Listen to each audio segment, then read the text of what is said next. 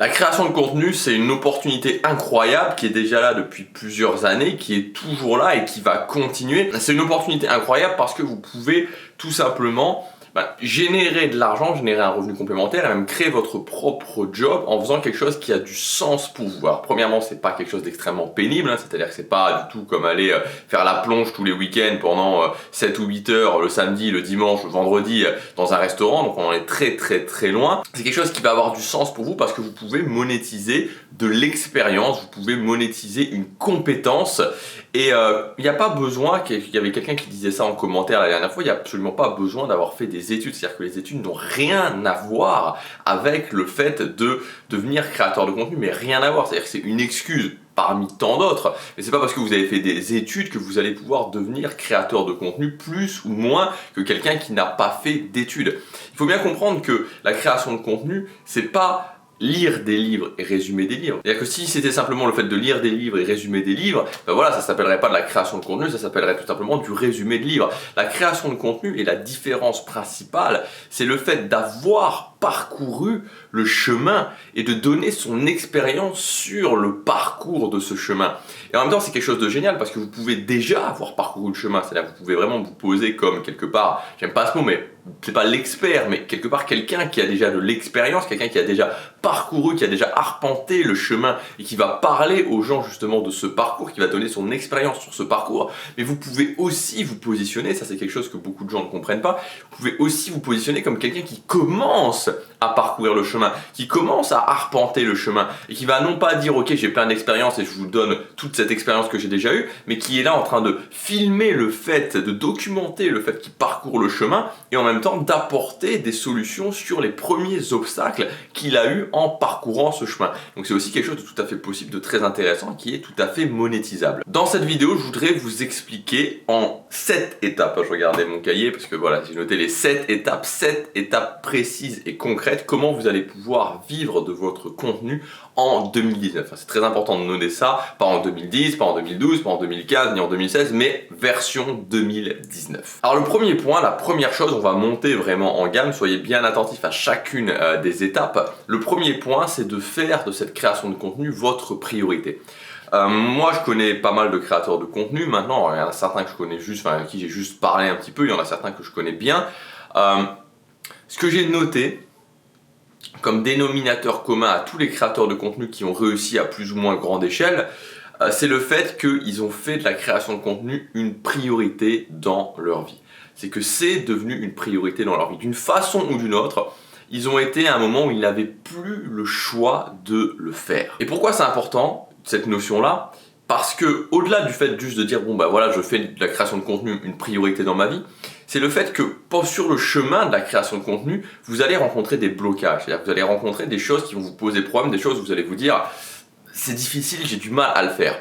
Et si c'est vraiment une priorité dans votre vie, si quelque part vous n'avez pas le choix, vous devez impérativement le faire, alors vous allez aller au-delà de ces blocages. Moi par exemple en 2015, je me suis dit ok, je ne travaille plus pendant un an et pendant cette année 2015, je me donne un an pour générer 1000 € par mois avec mon contenu. J'ai commencé à faire ça, je me suis formé, j'ai pris un coach et je me souviens, on a fait une première séance de coaching qui était une séance où, voilà, de prise de contact, les objectifs, etc. Puis à partir de la deuxième séance de coaching, il m'a dit ok, donc on a vu vraiment les bases et il m'a dit pour la prochaine séance, ce que tu dois avoir fait, c'était une semaine après, tu dois avoir posté 3 vidéos. Et j'ai dû faire 3 vidéos et j'avais jamais fait de vidéo de ma vie, je savais pas du tout comment monter une vidéo, je savais absolument rien, j'étais paralysé à l'idée de faire une vidéo. La première fois que je me suis retrouvé devant mon smartphone, je me souviens c'était un Samsung Galaxy S5 auquel j'avais relié un petit micro cravate où il y avait un fil et que le micro cravate venait jusqu'à, voilà, je l'accrochais ici. Voilà, c'était difficile et c'était un gros blocage pour moi. Et je pense que si j'avais pas eu cette pression finalement, que j'avais pas le choix, que c'était vraiment une priorité absolue dans ma vie, je ne l'aurais pas fait. Alors je vous dis pas forcément que vous devez arrêter votre travail. Il y a des gens qui en ont fait une priorité tout en continuant leur travail, mais leur travail était tellement insoutenable pour eux que c'était tout comme le fait de ne pas avoir de travail et de s'être mis au pied du mur. Mais c'est vraiment impératif. Je vois souvent des gens qui laissent le temps traîner, qui laissent 1 mois, 2 mois, 3 mois, 6 mois, 1 an. Et c'est pas parce qu'ils ne peuvent pas le faire concrètement, mais c'est tout simplement parce qu'ils n'en font pas une priorité, ils se laissent le choix, ils sont dans une situation plus ou moins confortable, et donc ça les empêche véritablement de prendre les actions et surtout d'aller au-delà des blocages. Donc faites-en une priorité, peu importe la façon dont vous le faites, mais faites-en véritablement une priorité dans votre vie. Dites-vous, ok, je dois le faire, fixez-vous des deadlines et faites vraiment comme si c'était, que ça doit être, c'est même pas comme si c'était, ça doit être la chose la plus importante dans votre vie. Sinon, si vous restez entre les deux, si vous restez dans une situation trop confortable, c'est sûr et certain que vous allez reporter et que quand vous allez devoir affronter des blocages, vous direz, bah non, c'est trop dur, je le fais pas. Donc faites-en une priorité. Le deuxième point, c'est choisir une bonne thématique. Alors, je voudrais juste régler cette question de la thématique et de vous expliquer concrètement comment choisir une bonne thématique. C'est 3 points en fait, choisir une bonne thématique. Le premier point, c'est le potentiel financier de la thématique. C'est-à-dire, est-ce qu'il y a de la concurrence sur cette thématique? Ça sert à rien, et j'en ai souvent parlé, de partir sur une thématique où il n'y a pas de concurrence dedans. S'il n'y a pas de concurrence dedans, aujourd'hui, ça fait maintenant plus de 10 ans que la création de contenu, ça existe en France. Donc croyez-moi, il y a plein de gens qui s'y sont mis, il y a plein de gens qui se sont posé des questions. Si il n'y a absolument personne sur cette thématique, c'est soit vraiment que vous avez trouvé la perle rare et que vous êtes vraiment dans une niche absolue, soit plus probablement que c'est quelque chose qui ne fonctionne pas, quelque chose qu'on ne peut pas monétiser. Donc le plus simple, surtout quand on démarre, c'est-à-dire que pour moi, ça sert à rien de commencer sur quelque chose, de vouloir faire trop innovant et de s'apercevoir au bout de 3 mois, de 6 mois que ça ne peut pas fonctionner et de tout devoir recommencer à zéro. Donc partez, c'est le premier point, sur quelque chose qui fonctionne déjà, sur quelque chose où il y a déjà de la concurrence. Deuxième point, par rapport au niveau, est-ce que ça doit être une passion, est-ce que ça doit pas être une passion, la question n'est pas que ce soit fondamentalement une passion ou pas, la question est que ce soit quelque chose qui soit déjà un petit peu au moins intégré dans votre vie. Vous ayez déjà de l'intérêt là-dessus. Le pire des scénarios, c'est de se dire, ok, je vais prendre ça parce qu'il y a un gros potentiel économique dessus, mais j'ai jamais fait ça dans ma vie, absolument jamais, et au-delà du fait que j'ai jamais parcouru le chemin, c'est surtout que je n'avais aucun intérêt pour ça, et je commence à me lancer là-dedans parce qu'il y a simplement un potentiel économique. Et le problème, c'est que ça peut fonctionner, bien sûr ça peut fonctionner, peut-être que pour certaines personnes ça a fonctionné, mais en général ce qui va se passer c'est qu'au bout d'un moment vous allez vous apercevoir que vous n'avez aucun intérêt là-dessus, c'était pas intégré à votre vie là-dedans et vous n'avez aucun intérêt là-dessus et que même l'argent ne vous motive pas suffisamment et donc vous allez arrêter. Donc l'idée c'est de se poser la question, pas forcément que ce soit une passion absolue, mais que ce soit quelque chose où vous ayez déjà un centre d'intérêt par rapport à ça dans votre vie et c'est possible que vous ayez déjà un petit peu d'expérience par rapport à ça. Vous ayez déjà testé quelque chose. Donc argent, centre d'intérêt. Et le troisième point, ça va être de se poser la question, est-ce que je peux démontrer des résultats par rapport à cette thématique et comment je vais pouvoir démontrer des résultats si j'ai pas encore des résultats? Directement, quand on choisit cette thématique, de se poser la question. Parce que les résultats sont au centre ensuite de la possibilité de vendre vos produits. Il va falloir que vous puissiez, d'une façon ou d'une autre, montrer que vous avez parcouru le chemin ou que vous êtes en train de parcourir le chemin et que vous avez des résultats par rapport à ça. On se fout du talent, c'est pas une question de talent, vous pouvez être juste besogneux et avancer sur le chemin. Ce qui compte, c'est cette capacité à dire, ok, quels sont les résultats que je vais démontrer?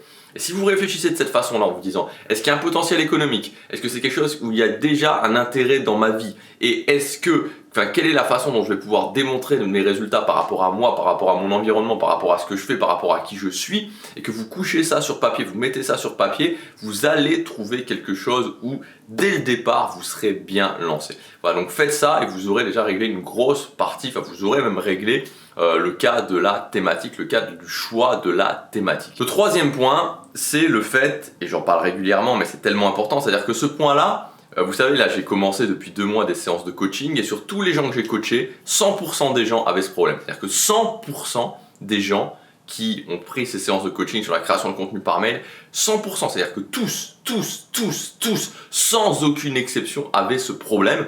Je passe mon temps, j'ai l'impression de passer mon temps souvent quand je parle de création de contenu à me répéter là-dessus, mais c'est quelque chose où je ne sais pas pourquoi, franchement je ne sais pas pourquoi, c'est un élément central et pourtant c'est quelque chose où les gens ne le font pas. Donc vraiment, sur ce point-là, soyez extrêmement attentifs parce que, et même si en regardant cette vidéo vous vous dites moi c'est pas le cas, soyez attentifs parce que voilà, si 100% des gens que j'ai pris dans le coaching de la création de contenu ont fait cette erreur-là, il y a peut-être 90 ou 95% de chances que pour vous ce soit aussi le cas. Le troisième point donc c'est de se différencier. Et c'est d'autant plus rageant parce que, comme je vous disais, quasiment, enfin, c'est une hécatombe véritablement dans les gens qui démarrent sur la création de contenu, ou même ceux qui sont déjà lancés, qui ont peu de résultats par rapport à ça. Et pourtant, c'est pas quelque chose qui est extrêmement compliqué à faire. Je veux dire, c'est pas difficile de comprendre comment il faut faire pour se différencier. Moi, je vous conseille deux choses, c'est d'utiliser déjà pour commencer la méthode de l'angle. Donc la méthode de l'angle, c'est quoi? C'est tout simplement partir de votre thématique générale et de trouver un angle, c'est-à-dire une seule partie que vous allez éclairer de cette thématique. Par exemple, développement personnel, contrôler son quotidien. Moi, c'est ce que j'ai fait au démarrage. Je contrôle mon quotidien. Il y a plein de choses dans le développement personnel, l'estime de soi, la confiance, la méditation, tout ce qu'on veut. Voilà, on peut aborder le développement personnel de plein d'angles différents.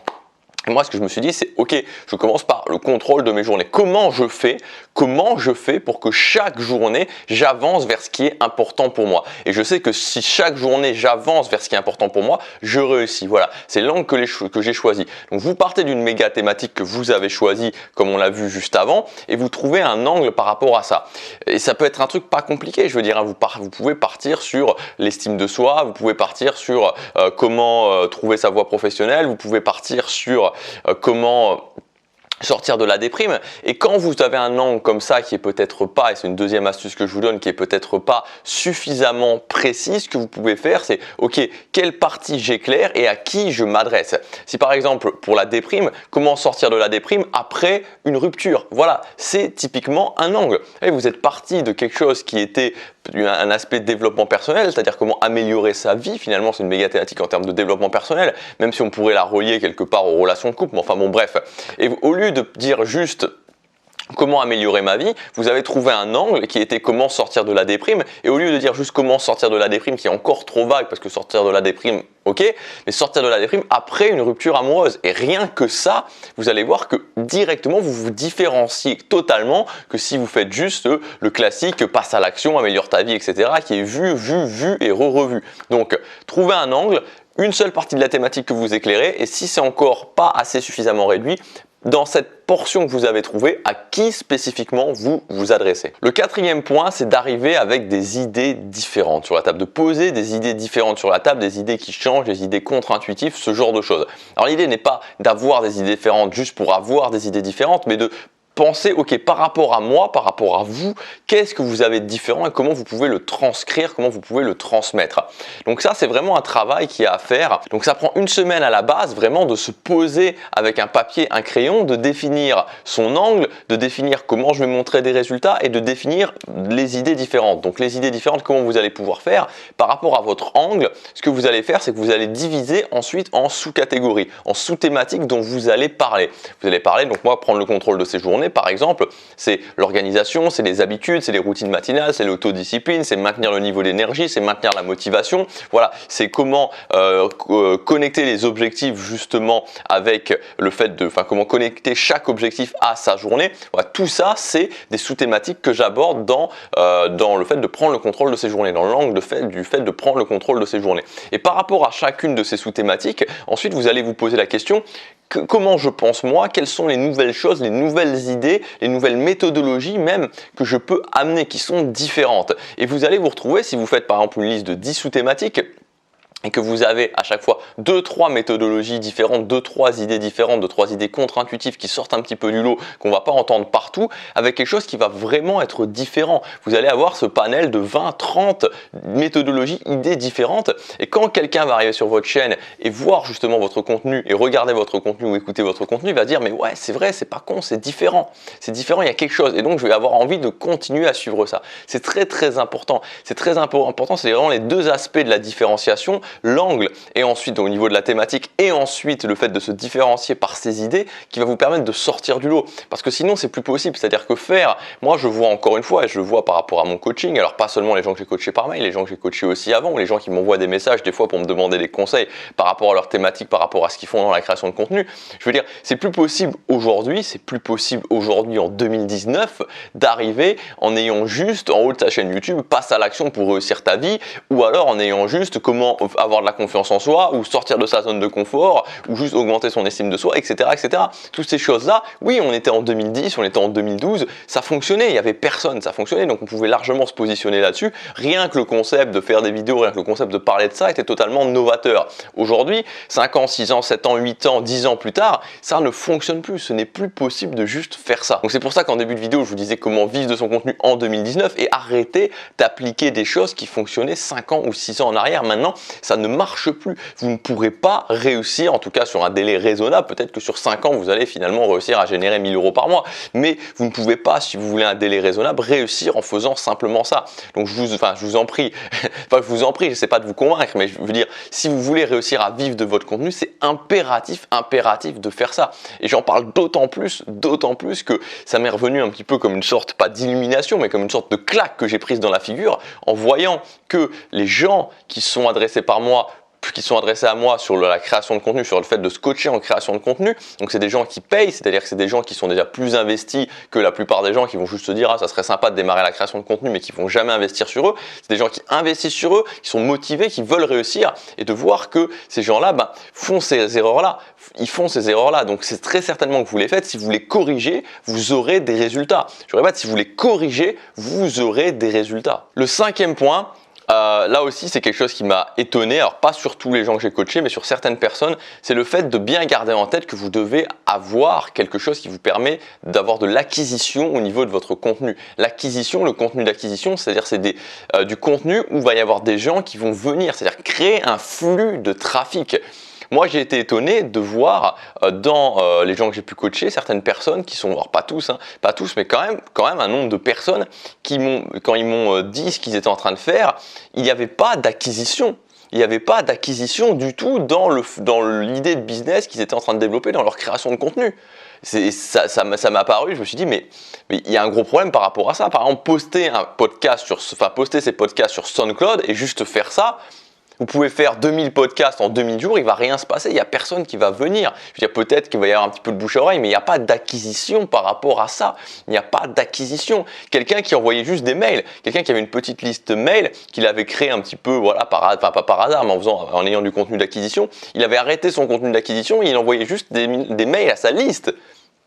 Il va rien se passer, du tout. Ou quelqu'un aussi qui postait sur un blog, mais sans aucune stratégie en termes de référencement au niveau de son blog, et qui postait juste des articles comme ça qui n'étaient pas du tout optimisés en termes de mots-clés, qui n'étaient pas du tout optimisés en termes de référencement pour un blog. Et donc il va rien se passer, on peut poster 50 articles comme ça, il ne se passera jamais rien à partir du moment où il n'y a pas cette démarche d'optimisation. Donc ce que je veux vous dire par rapport à ça en prenant ces exemples isolés, c'est que vous devez comprendre vraiment la base et qu'il faut un flux de trafic sur votre contenu. Si vous n'avez pas ce flux de trafic qui arrive sur votre contenu, il ne peut rien se passer ensuite. La mécanique ne peut pas se mettre en marche. Donc vous avez deux choix pour le flux de trafic. Soit c'est ce qu'on appelle le payant, c'est-à-dire avoir du trafic payant. Donc moi, c'est pas quelque chose que je fais personnellement. J'ai déjà testé, mais je le fais plus parce que quand vous payez par exemple pour de la publicité, le problème c'est que vous vous retrouvez souvent avec des gens qui ne sont pas du tout qualifiés, souvent des gens qui cherchent des méthodes miracles. Donc vous devez faire des argumentaires de vente vraiment suroptimisés moi j'ai pas envie personnellement de m'adresser à des gens qui sont pas qualifiés, à des gens qui sont pas intéressés à la base et de faire croire à des méthodes miracles, c'est pas ce qui m'intéresse. Donc mais c'est une possibilité, je veux dire, d'avoir du trafic payant ou alors le côté naturel, le côté de trafic naturel, le trafic organique. C'est-à-dire, là vous avez deux choix en fait, concrètement vous avez uniquement deux choix, il n'y en a pas 50, il y en a deux, c'est soit YouTube, soit Google. Soit vous utilisez le trafic organique, le trafic naturel que va vous amener YouTube, soit vous utilisez le trafic organique que va vous amener Google. Donc c'est l'un ou c'est l'autre, vous faites ce choix-là, mais pour le contenu d'acquisition, vous devez impérativement passer par l'une de ces deux choses, parce que sinon, si vous faites du contenu que personne ne voit, il ne peut rien se passer. Donc soyez très clair, soyez très attentif à ça, je veux dire, ça peut pas, au fur et à mesure du temps, on a vu des gens qui faisaient des choses différentes et c'est bien, mais c'est des gens qui à la base avaient ce flux de contenu, avaient ce flux de trafic qui arrivait naturellement parce qu'ils avaient déjà une chaîne YouTube, ils avaient déjà un blog. Sinon, si on fait juste dans la fantaisie, si on poste juste un podcast sur SoundCloud par exemple, il se passe rien. Le 6e point, c'est de mettre en place ce que j'appelle une machine de connexion. Maintenant, c'est vraiment le truc en 2019, c'est que j'aime bien différencier à la fois d'un côté le contenu d'acquisition, comme on vient de parler, donc c'est du contenu où il y a des gens qui vont arriver, mais ces gens-là, vous allez leur parler vraiment comme si c'était des gens que vous connaissez pas du tout. Donc vous allez justement mettre en place ces nouvelles idées, vous allez justement dire vraiment imaginez que vous parlez tout simplement à des gens qui ne vous connaissent pas du tout, des gens qui arrivent pour la première fois ou qui sont en train vraiment de prendre contact avec vous sur votre chaîne ou sur votre blog. Ça va être pour le contenu d'acquisition. Et ensuite, on va créer derrière ce que j'appelle une machine de connexion. Donc, une machine de connexion, ça va être le fait de créer un lien, de créer une connexion avec son audience et de prouver votre valeur à votre audience. Donc là, le discours ne va pas être du tout le même. C'est-à-dire que vous n'allez pas faire du contenu où vous vous adressez à des gens qui viennent d'arriver, vous allez faire du contenu à des gens qui sont déjà intéressés, des gens qui ont déjà envie d'aller plus loin. Et là, vous allez vraiment pouvoir vous connecter avec votre audience en partageant par exemple votre parcours, le chemin que vous avez parcouru et aussi très important en démontrant les résultats. Donc ça, c'est le concept de la machine de connexion. C'est-à-dire le lien, ce qui fait le lien entre le contenu d'acquisition et le contenu de vente. Et ce que beaucoup de gens oublient de faire et qui font qu'au final, ils ne créent pas cette connexion, ils ne démontrent pas leur valeur, ils ne démontrent pas leurs résultats et donc forcément, ils ne vendent pas derrière. Et enfin, le 7e point, ça va être de sortir des produits régulièrement, d'avoir une fréquence en termes de produits. Donc pour ça, pour avoir une fréquence en termes de produits, il faut bien comprendre qu'un produit, quand vous sortez une formation, ce que vous vendez avant tout, c'est un résultat. Donc il n'y a pas besoin que ce soit une formation qui dure 4 ou 5 heures. Souvent, il y a des gens qui me posent la question, soit en commentaire YouTube ou qui m'envoient un message, combien de temps dure ta formation ? Donc moi, d'une façon générale, je le dis pour moi, mes formations, formation classique, il y en a qui durent plus longtemps, mais en général, c'est 1h30. Voilà, 1h30 de formation, ça sert à rien d'aller plus loin. Moi, c'est quelque chose que j'ai pu noter. En plus, maintenant, je vois les gens qui suivent la formation ou pas depuis un petit moment, donc c'est vraiment intéressant. Et je vois que plus d'1h30, ça ne sert à rien de faire plus d'1h30 de formation. Donc, mes formations durent 1h30. Voilà, donc je réponds à cette question.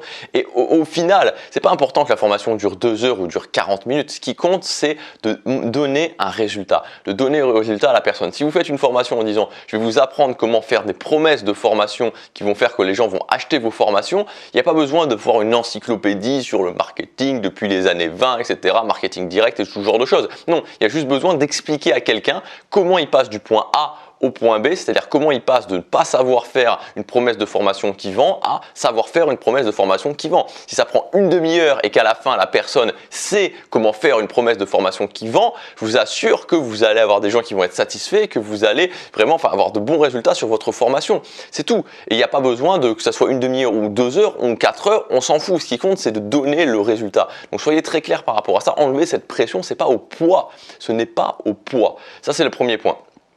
Pour sortir des formations régulièrement, c'est avant tout un résultat, donc cibler quelque chose de très précis. Et le deuxième point, c'est ce que j'appelle, c'est un concept que j'ai mis en place, de faire une tournante de formation. C'est-à-dire que plutôt que d'essayer, surtout quand on démarre, et ça c'est vraiment à la base quand on démarre, d'essayer de réinventer la roue à chaque fois, de dire je vais sortir une formation là-dessus, puis une formation là-dessus, une formation là-dessus, une formation là-dessus, prenez 8 sous-thématiques, les 8 sous-thématiques que vous aurez définies. À chaque fois, vous sortez une formation sur ces 8 sous-thématiques et vous allez faire une tournante sur ces 8 sous-thématiques, sur ces 8 sous-formations pour, au final, sortir 8 formations que vous allez sans arrêt améliorer, sans arrêt améliorer, sans arrêt améliorer pour, au bout d'un moment, avoir 8 formations qui convertissent énormément. Qui convertissent énormément parce que ce sera des formations qui apportent des résultats que les gens veulent vraiment, que vous aurez pu améliorer à chaque fois au fur et à mesure du processus. Et après, quand vous aurez ces 8 formations qui convertissent énormément, vous pourrez en ajouter une de temps en temps à cette tournante de formation en l'optimisant. Mais l'idée, c'est vraiment ça, c'est-à-dire de comprendre que, mettons, vous sortez une formation tous les 15 jours, donc ça va faire 16 semaines, 8 formations sur 16 semaines, et vous allez répéter cette tournante à l'infini pour, au fur et à mesure, toujours améliorer les formations et au bout d'un moment arriver à vraiment à ces 8 formations de très grande qualité qui vont vraiment convertir. Voilà, donc voilà pour cette vidéo. Alors je vais m'arrêter là parce que là je pense qu'on est, je sais pas, là j'ai fait la fin, la carte mémoire était pleine donc j'ai dû arrêter la vidéo au milieu. Je pense qu'on doit être à plus de 20 minutes. Donc bon, c'est une limite que j'essaie de me fixer maintenant, 20 minutes de vidéo. Voilà pour ces 7 étapes. Mettez ces 7 étapes en place et vous allez vivre de votre contenu en 2019. Si vous voulez aller plus loin, je vous rappelle que jusque demain, vous avez la formation Lancer son business minimaliste en 2019. On va reprendre ces étapes, mais on va aussi aller plus loin que ces étapes. On va aller beaucoup plus loin que ces étapes, puisque là, je vais vous donner un plan d'action. On va voir la méthode du triple contenu, le contenu d'acquisition, le contenu de connexion, le contenu de vente, comment fonctionne exactement ce contenu, comment mettre en place ce contenu, comment faire ce contenu, aussi techniquement comment le mettre en place en mettant la technique vraiment au minimum. Et vous aurez un plan d'action en 9 étapes du début à la fin pour pouvoir générer 500 € par mois en 90 jours avec votre contenu. Vous avez toutes les informations sur cette formation dans le premier lien dans la description. C'est juste que demain, passez à l'action, chaque jour compte.